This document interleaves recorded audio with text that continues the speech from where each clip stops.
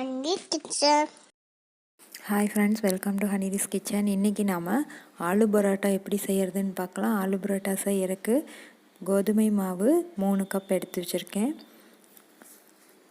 இது கூட நம்மளுக்கு தேவையான அளவு உப்பு சேர்த்துக்கலாம். 3 கப் கோதுமை மாவுக்கு 1.5 கப் அளவுக்கு தண்ணி ஊற்றி நம்ம இதை பிசைஞ்சுக்கலாம்.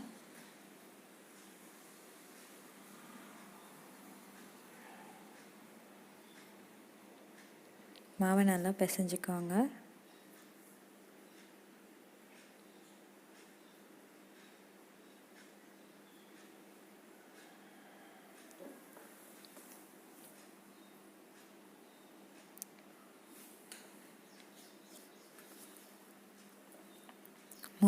மூணு கப் கோதுமை மாவுக்கு 1.5 கப் தண்ணி ஊற்றிருக்கோம்.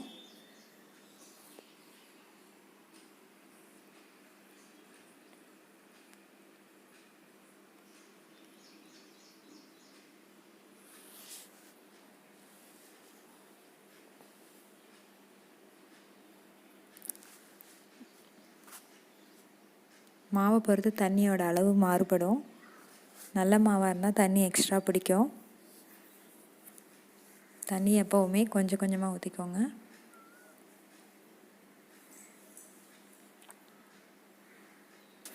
தண்ணி கொஞ்சம் கொஞ்சமாக சேர்த்திக்கோங்க. அப்போ தான் பரோட்டா நல்லா வரும். ஆலு பரோட்டா 1 மணி நேரத்துக்கு முன்னாடியே இந்த மாதிரி மாவு பிசைஞ்சு வச்சுருங்க. நல்லா மாவு ஊறினா தான் பரோட்டா நல்லா சாஃப்டாக வரும்.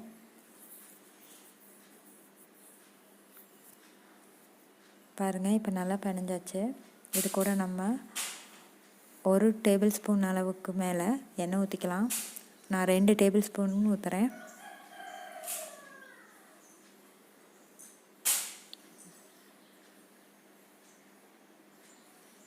எண்ணெய் ஊற்றி பிசைஞ்சு வச்சா நல்லா சாஃப்டாகும்.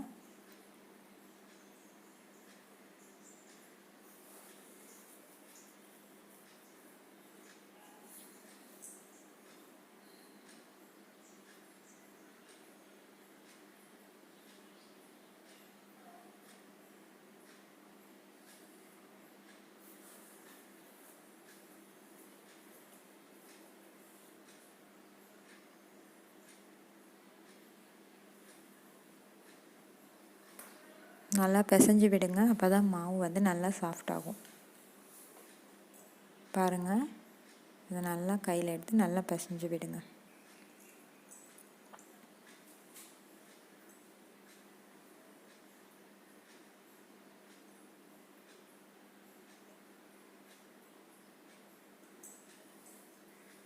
நல்லா பிசைஞ்சாச்சு. இது நல்லா ஊறட்டும். 1 மணி நேரம் நல்லா ஊற விடுங்க. இது மேலே எண்ணெய் கொஞ்சம் தடவிட்டு அப்புறமா ஊற விடுங்க, இல்லாட்டி காஞ்சி போயிடும். எண்ணெய் தடவினிங்கன்னா மாவு காயாமல் இருக்கும்.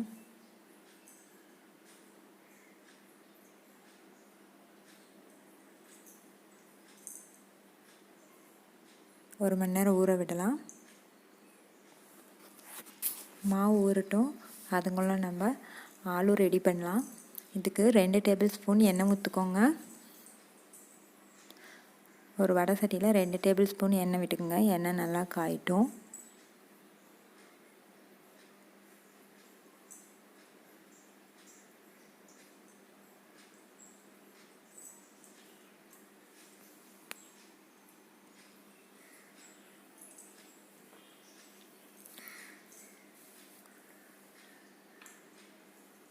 எண்ணெய் நல்லா காஞ்சதும் 1/2 டீஸ்பூன் கடுகு சேர்த்துக்கோங்க.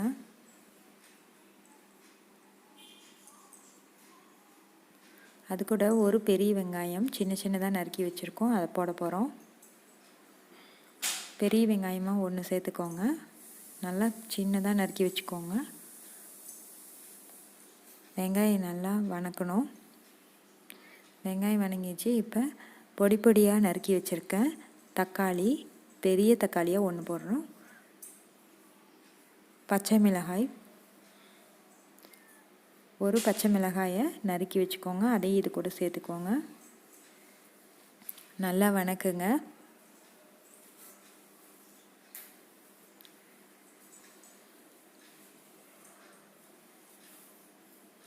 இது நல்லா வணங்கணும்.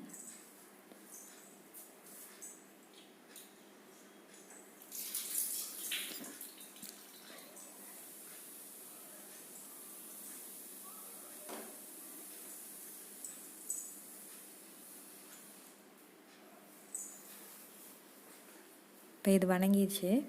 இது கூட நம்ம மஞ்சத்தூள் 1/2 டீஸ்பூன் சேர்த்து நல்லா கலக்கி விடுங்க.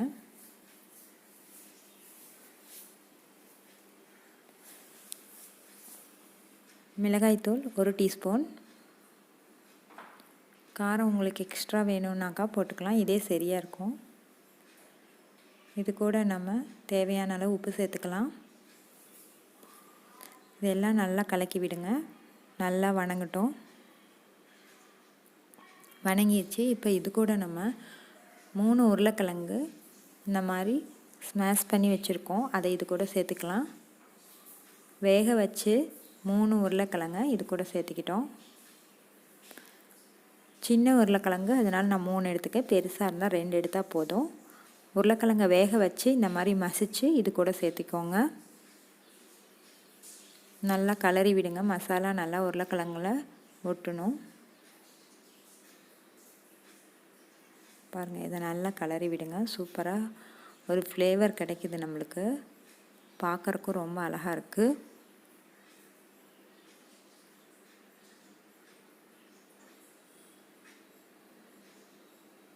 உருளைக்கிழங்க கட்டி இல்லாமல் நல்லா அதை ஸ்மாஷ் பண்ணிக்கோங்க. இப்போ தேவையான அளவு கொத்தமல்லி இலைகளை தூவிக்கிங்க. இதை ஒரு கலரி நம்ம எடுத்து வச்சிடலாம்.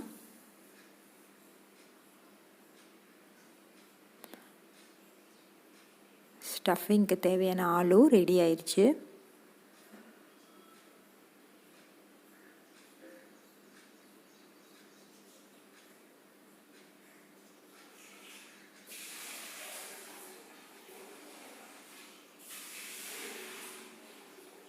பாருங்கள், சூப்பரான ஆலு ரெடி ஆயிடுச்சு.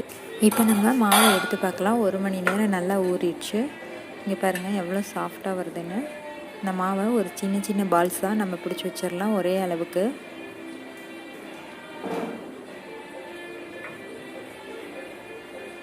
பாருங்கள், நல்லா சாஃப்டாகிடுச்சு. பால்ஸாக பிடிச்சி வச்சிடலாம், ஒரே அளவாக.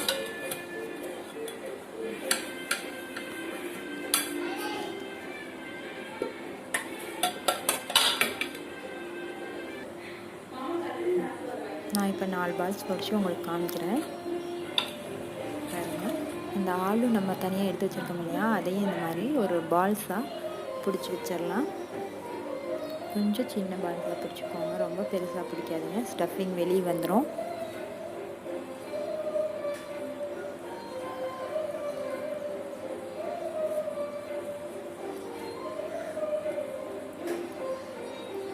உருளைக்கிழங்கு நல்லா ஸ்மாஷாக இருந்துச்சுனாக்கா வெளியே வராது.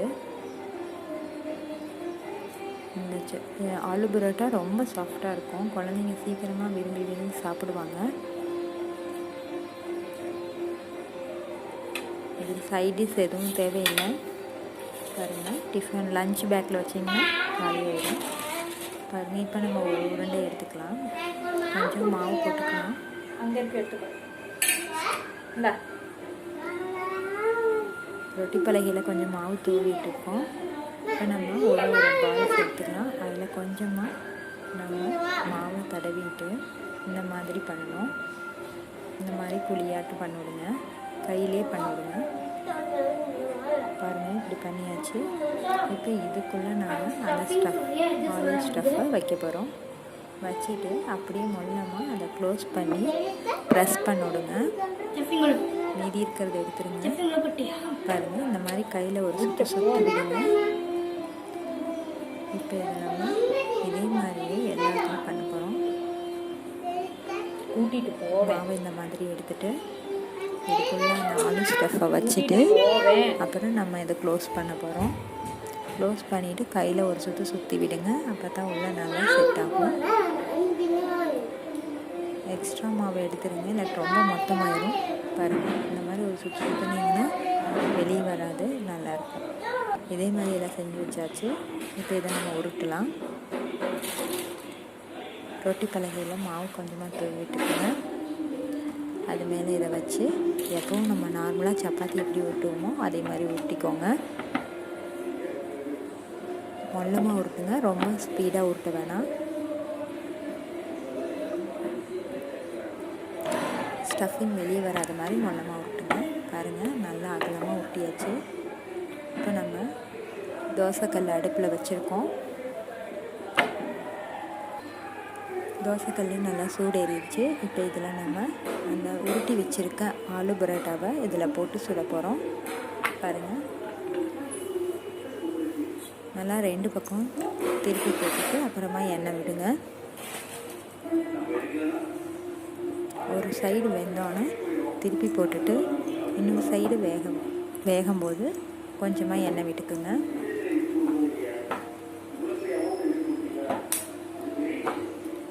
பாருங்கள், ஸ்டஃபிங் எதுவுமே வெளியே வரல, நம்மளுக்கு பிடிங்கிட்டு சைட்லாம் எதுவுமே வரல. இந்த மாதிரி இருந்தால் தான் ஆலு பரோட்டா நல்லாயிருக்கும்.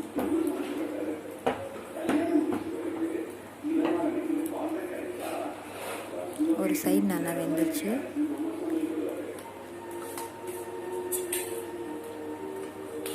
இப்போ நம்ம அதை திருப்பி போட்டுக்கலாம்.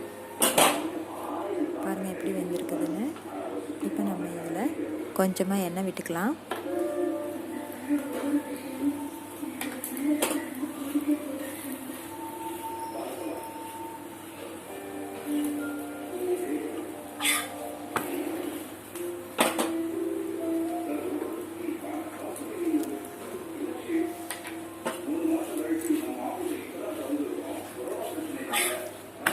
நல்லா 2 பக்கமும் வெந்த உடனே நம்ம இந்த ஆலு பரோட்டாவை எடுத்துடலாம்.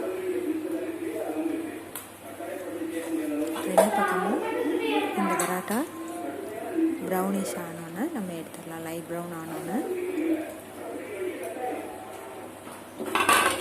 2 பக்கம் நல்லா வெந்துட்டு பாருங்கள். இப்போ இந்த ஆலு பரோட்டாவை நம்ம எடுத்துடலாம்.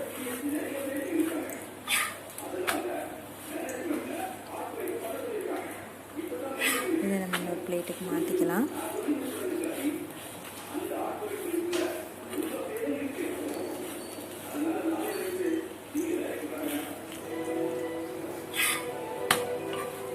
இதை நல்லா வேக விட்டு எடுத்துக்கலாம்.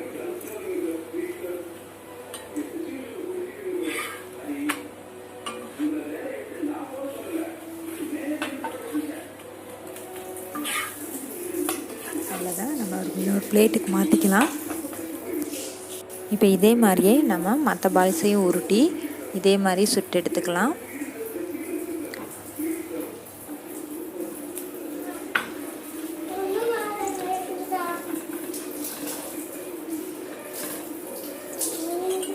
பாருங்க, இதே சுட்டு எடுத்துக்கலாம் நம்ம.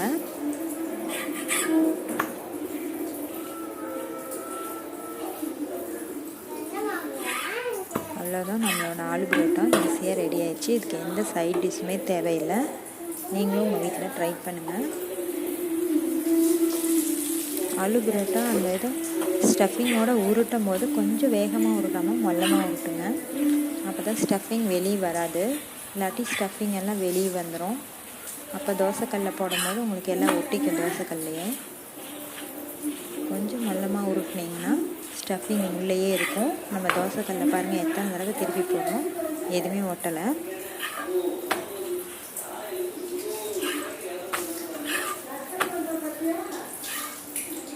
அவ்வளோதாங்க, நம்மளோட ஆலு பரோட்டா ரெடி ஆயிடுச்சு. நீங்களும் உங்கள் வீட்டில் ட்ரை பண்ணி பாருங்கள். இந்த ஆலு பரோட்டா எப்படி இருந்துச்சுன்னு கமெண்ட்டில் சொல்லுங்கள். இந்த வீடியோ உங்களுக்கு பிடிச்சிருந்துச்சுன்னா லைக் போடுங்க, ஷேர் பண்ணுங்கள். இன்னும் நம்ம சேனலை சப்ஸ்கிரைப் பண்ணாதவங்க சப்ஸ்கிரைப் பண்ணுங்கள். தேங்க்ஸ் ஃபார் வாட்சிங்.